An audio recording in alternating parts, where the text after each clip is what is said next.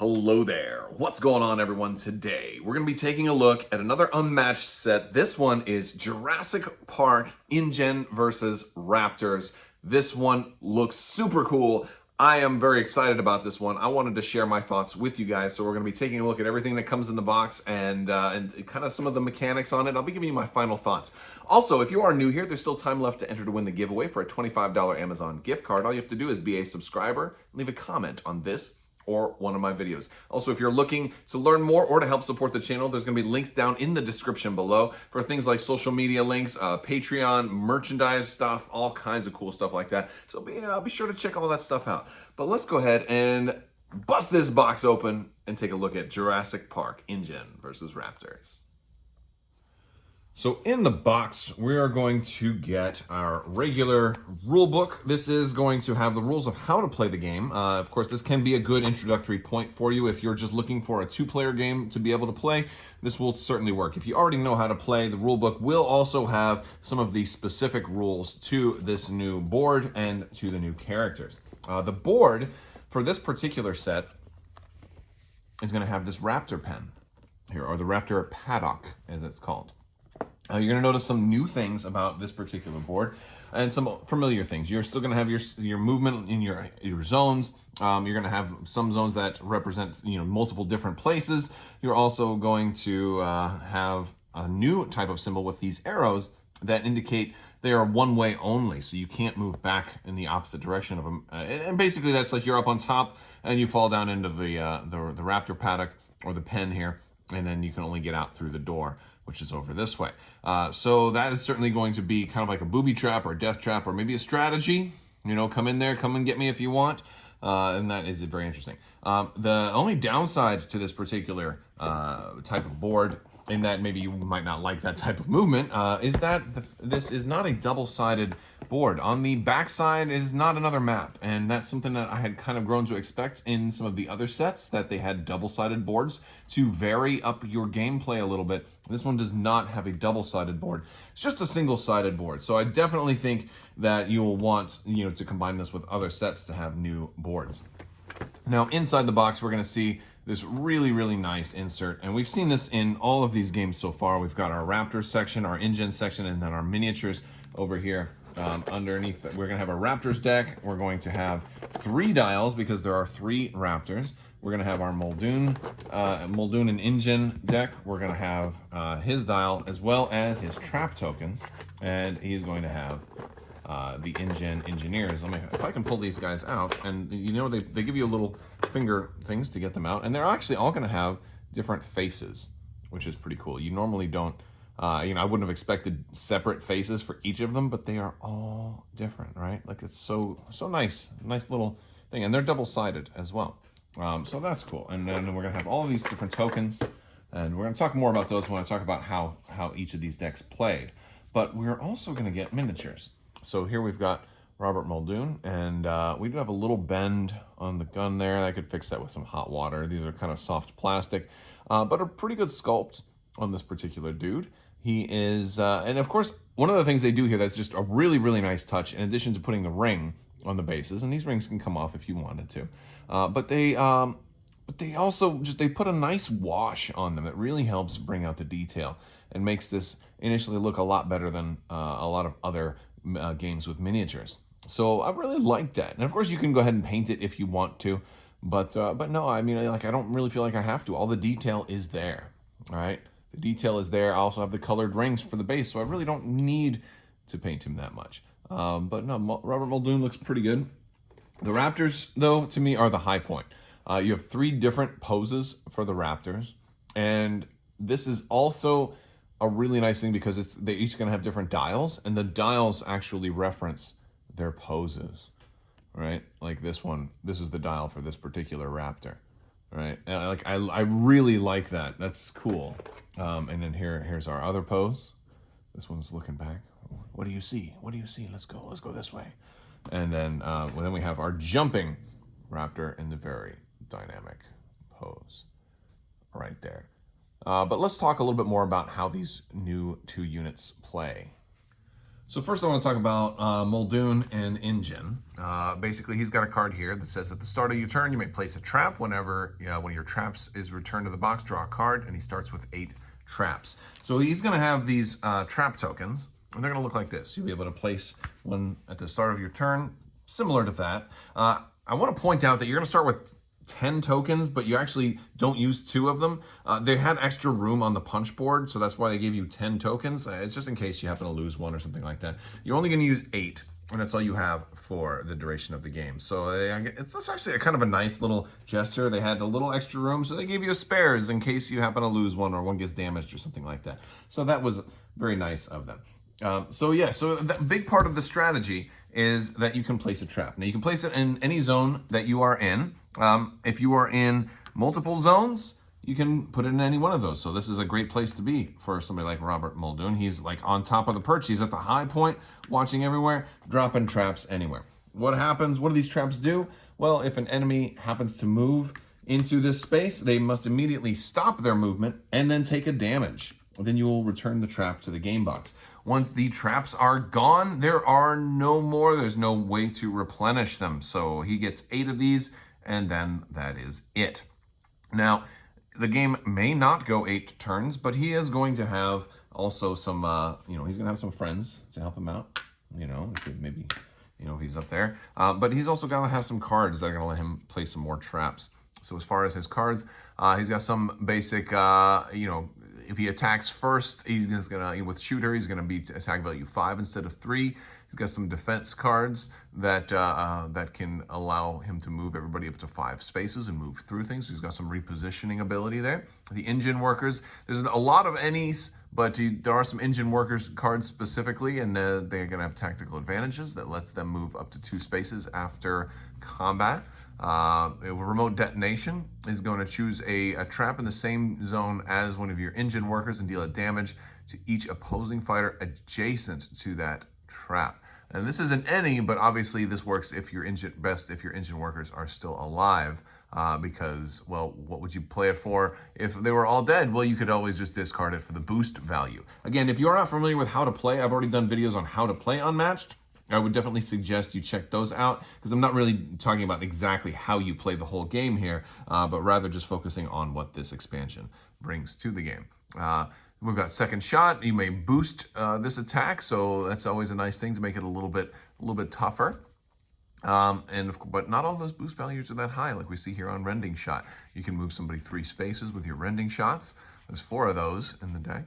We've got leap away after combat. If you won the combat, choose one of the fighters in the combat and move them up to 4 spaces. Of course, it says choose one of the fighters in there. So this is a great way to be able to combo and maybe move a raptor into a trap.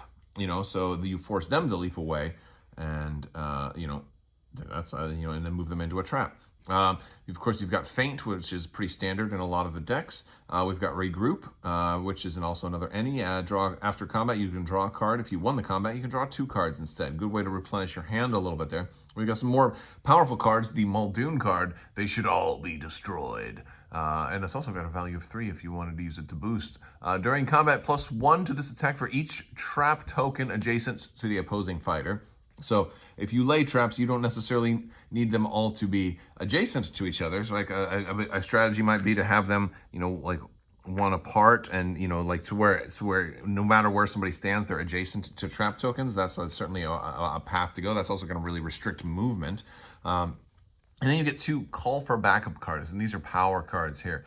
You get to do 2 different things with this particular card, and it's also got a boost value of 3 on top of that, but it's going to let you place 3 traps at once.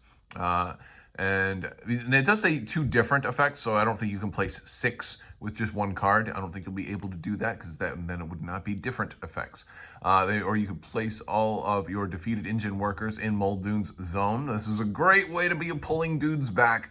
Love that. Or draw 2 cards. But I think the top 2 options are the best ones, because you're going to lose guys. These guys only have 1 health each. But Muldoon looks pretty cool as trying to control the battlefield. And it'll be interesting because, again, you can use him against other people. You're not always using him against the Raptors.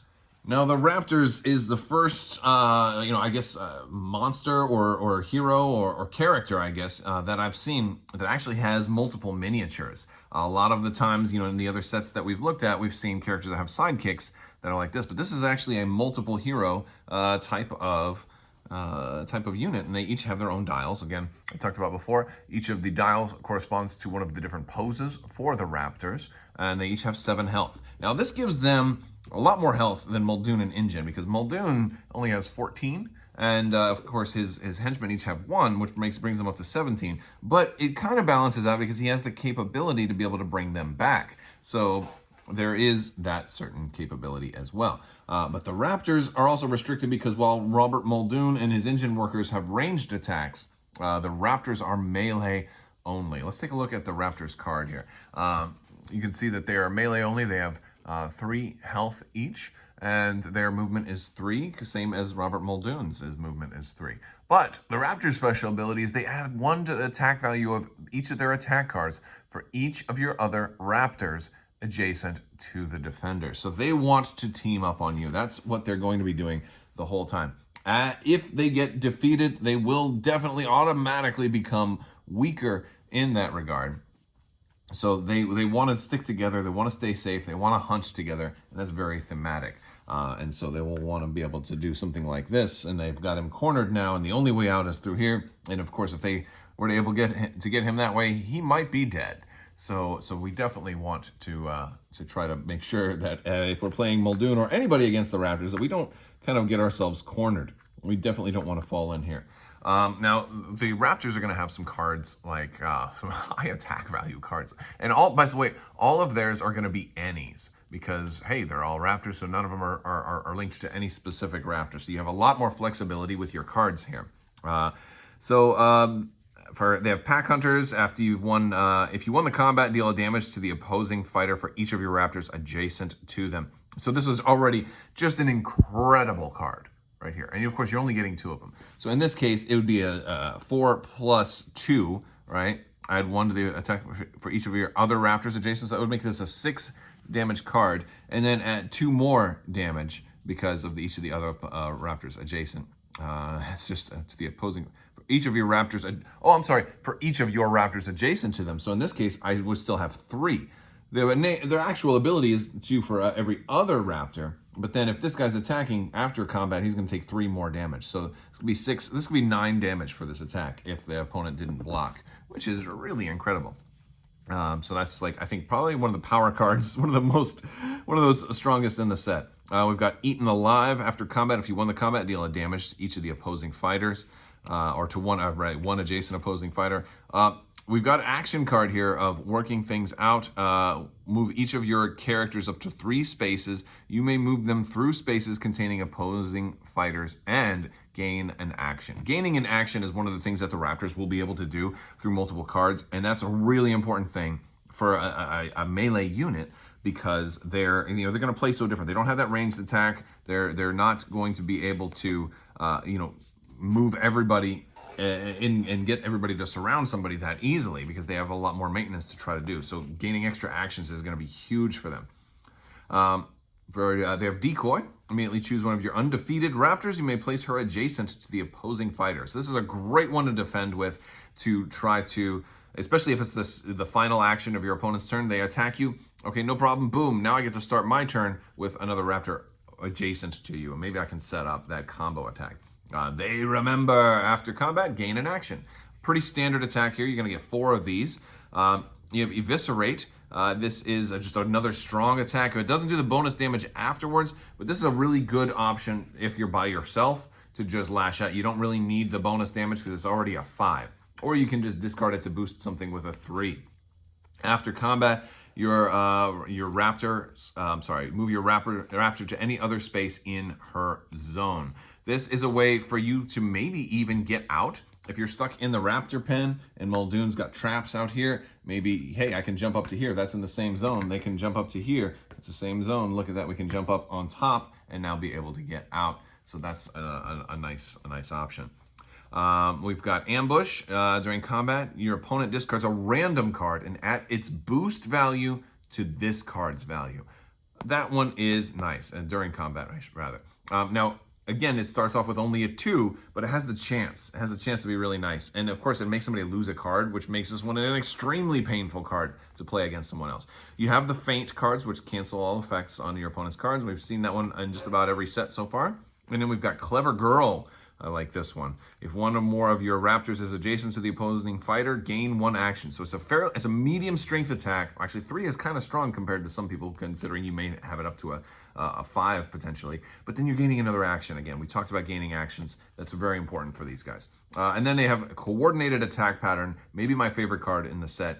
Choose one of your Raptors. You may place each of your other Raptors in any space in the chosen Raptors zone. So before we start off with all the combos, like I think the ideal combo here is start off with coordinated attack pattern. If I happen to be, like if I defend with Decoy, and then the next turn attack with that character, but before I do that, first action is to play coordinated attack pattern. Boom, now you're surrounded.